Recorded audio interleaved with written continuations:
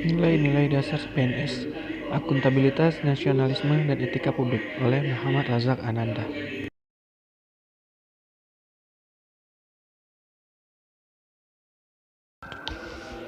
Apa itu akuntabilitas? Akuntabilitas sering kali disamakan dengan responsibilitas, padahal responsibilitas adalah kewajiban untuk bertanggung jawab. Sedangkan akuntabilitas merupakan kewajiban pertanggungjawaban yang harus dicapai. Akuntabilitas dapat diartikan sebagai sistem kontrol, pertanggungjawaban atas tugas atau fungsi yang diemban.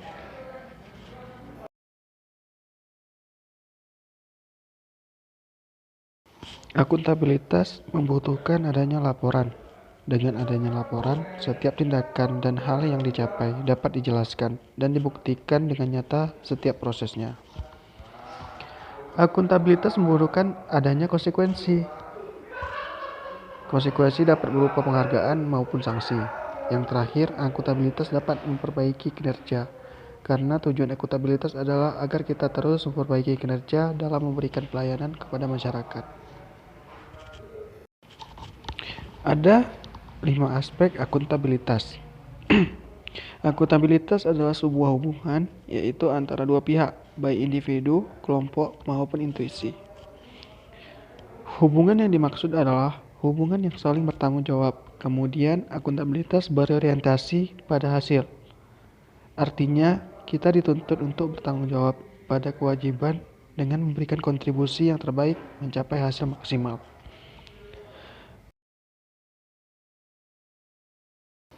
Selanjutnya, akuntabilitas publik ada 2 macam, yaitu akuntabilitas vertikal dan akuntabilitas horizontal. Akuntabilitas vertikal adalah akuntabilitas yang pertanggungjawabannya kepada otoritas, sedangkan akuntabilitas horizontal merupakan pertanggungjawaban kepada lembaga atau penjabat lainnya yang tidak ada tingkatan otoritas lebih tingginya, serta kepada masyarakat luas.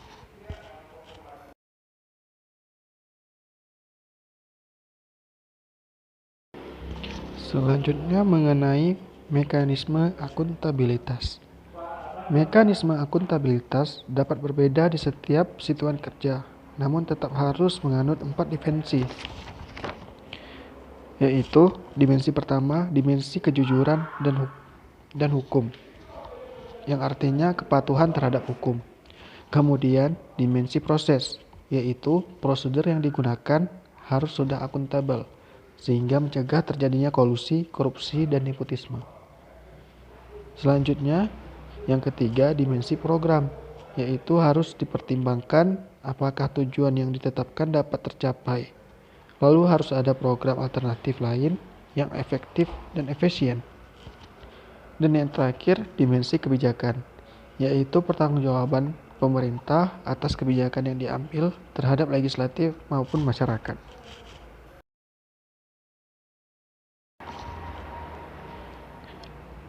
Untuk dapat melakukan pertanggungjawaban ini diperlukan alat akuntabilitas.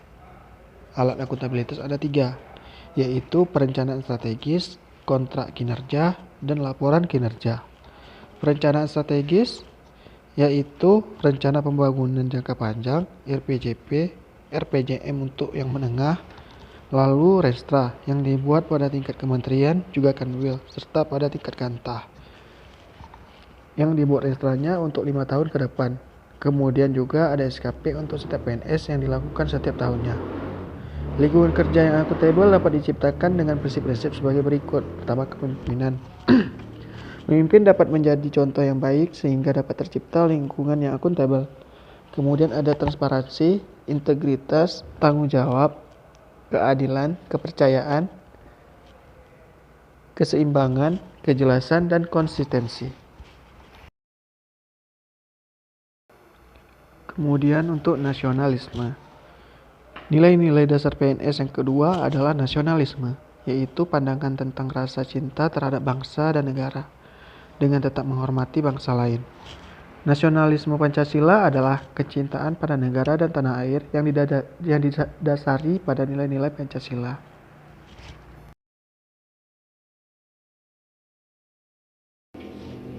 Yang pertama, nasionalisme dalam sila pertama, ketuhanan yang Maha Esa. Terdapat poin-poin penting dalam nasionalisme sila pertama, yaitu beretika, jujur, dan berintegritas. Selanjutnya, senantiasa berprasangka baik, tidak fraud atau korupsi, patuh terhadap hukum, dan menghormati sesama juga pemeluk agama. Selanjutnya, nasionalisme dalam sila kedua, yaitu kemanusiaan yang adil dan beradab. Terdapat poin penting dalam nasionalisme sila kedua ini, yaitu menghormati hak asasi manusia, selanjutnya bersikap sopan kepada siapa saja, dan tidak membedakan manusia berdasarkan golongan. Nasionalisme dalam sila ketiga, Persatuan Indonesia. Poin pertama dalam nasionalisme ini adalah cinta kepada tanah air, bangga berbangsa dan bertanah air Indonesia, dan rukun serta damai. Nasionalisme dalam sila keempat, kerakyatan yang dipimpin oleh hikmat kebijaksanaan dalam permusyawaratan perwakilan, yaitu menghormati pendapat orang lain, melakukan musyawarah sportif atau tidak anarkis, dan tidak menghalalkan segala cara. Dan yang terakhir, nasionalisme dalam sila kelima, keadilan sosial bagi seluruh rakyat Indonesia. Maksud dari nasionalisme dalam sila kelima yaitu memperhatikan nasib orang lain, lalu bergotong royong, tidak serakah, saling membantu, dan tidak mementingkan kepentingan pribadi, kelompok, maupun golongan. Etika publik. Menurut kamus, etika adalah refleksi atas baik, buruk, benar, atau salah, dan ada hubungannya dengan moral, yaitu kewajiban untuk melakukan hal yang baik. Refleksi tentang standar atau norma yang menentukan baik atau buruk, benar atau salah, perilaku, tindakan, dan keputusan untuk mengarahkan kebijakan publik dalam rangka menjalankan tanggung jawab pelayanan publik. Itu adalah definisi dari etika publik.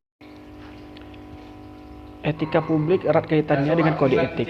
Kode etik adalah norma atau azas yang mengatur tingkah laku kelompok tertentu. Sebagai ASN, kita memiliki kode etik ASN, yaitu melaksanakan tugas dengan jujur, bertanggung jawab, berintegritas, cermat, dan disiplin, lalu melayani dengan sikap sopan hormat dan tanpa tekanan, melaksanakan tugas sesuai dengan peraturan berlaku, melakukan tugas sesuai perintah atasan selama tidak bertentangan dengan perundangan, menggunakan kekayaan negara secara bertanggung jawab, mencegah terjadinya konflik kepentingan, tidak menyalahgunakan informasi internal negara, memegang teguh nilai-nilai dasar ASN, dan memberikan informasi yang benar pada publik atau tidak menyesatkan. Selanjutnya, poin terakhir dari etika publik, yaitu dimensi etika publik. Dimensi etika publik ada 3, yaitu pertama, kualitas pelayanan publik, yang kedua, dimensi modalitas, dan yang terakhir, dimensi tindakan integritas publik.